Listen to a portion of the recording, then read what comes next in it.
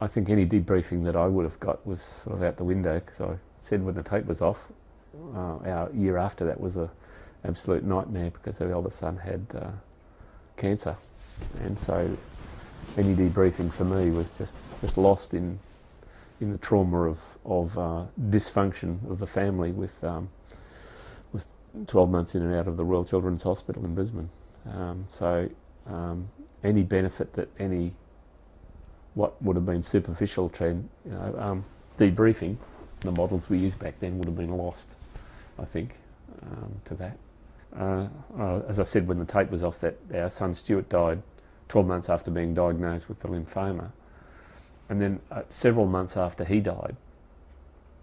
some of the trauma of Cambodia got confused with my grief, and I was regularly having nightmares then, which was a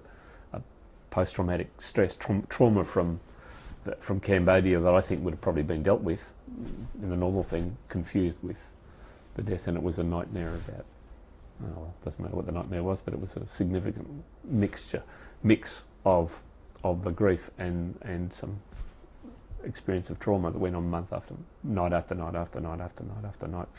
for months, until I was able to work it through and deal with it. And that's okay. I mean, that's what life brings me and brought me, and I've got to take a positive view to all of that. And I've worked with and cared for a lot of people who've been through an awful lot worse in terms of their trauma. One of the soldiers who shot someone in Phnom Penh, he just can't come to grips even now with the reality of having killed a Cambodian who was shooting at him, but he returned fire and killed someone, and the reality and the guilt and all that, the survivor guilt, all those sort of things he's been dealing with ever since. And that's just one individual, and for him that trauma, which he's not been able to resolve, is far worse than the experience that life's brought me, that I've been able to work through and resolve. And yep, I still have problems with some of those sort of things, but I still have grieving for my son who died. So, that's it's just how you approach life and how you see the impact of it. And did it destroy my faith? In case you're going to answer that question, no, it didn't. I had difficulty with the God of love for a while, but